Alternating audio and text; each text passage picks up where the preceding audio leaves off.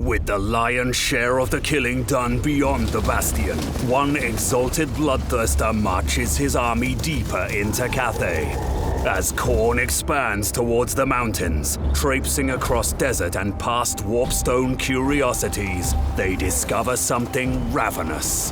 The most powerful and brutal of Khorne's warriors, exalted bloodthirsters live only to end lives and harvest skulls.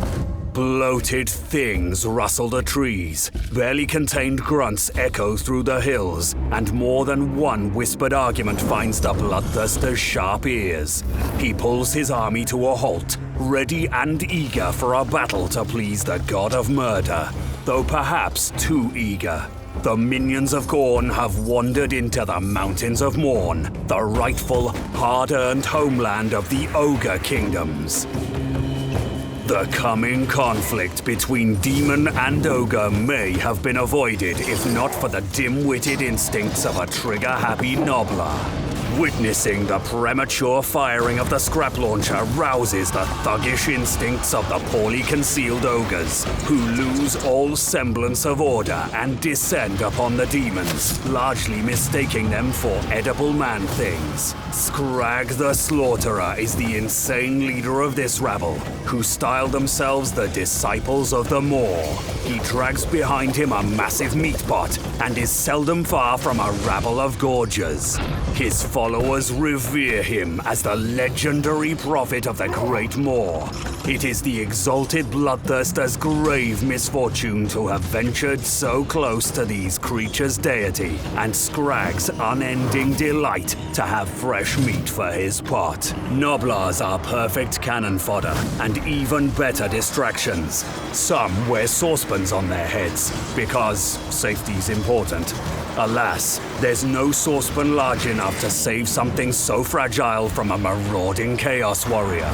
Noblars litter the ground and Khorne elates, but not for long. Ogre bulls charge into the fray, pinning the Chaos Warriors on both sides in a rare display of tactical brilliance. Scrag doesn't remember telling his forces to flank the enemy, and honestly, he's already forgotten it happened. He casts the Maw because he enjoys the sight of impaled flesh squirming on pointy rocks. On the outskirts of the battle, Mournfang cavalry have been biding their time, waiting for an opportune moment to strike.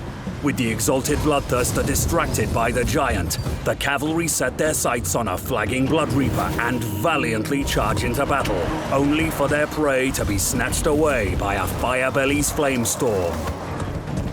More Khornate forces wade into the conflict. These twisted creatures are harborages of death, beings of pure hatred designed to do but one thing: wage total war. The battle is souring for the Maw prophet. Khornate swords sing with ogre death as the more disciplined of the two armies recovers from the shock of the initial attack. Driven back and on the defensive, Scrag has one last trick up his sleeve. He casts Troll Guts on himself, which does wonders for his own survivability but little to benefit his dwindling army. Scrag's true ace in the hole, a rampaging Stonehorn and a fresh wave of trusty Gorgers are more than enough to even the odds. For what Scrag the Slaughterer and his ogre kin lack in tactical prowess, they more than make up for in brute strength and raw power.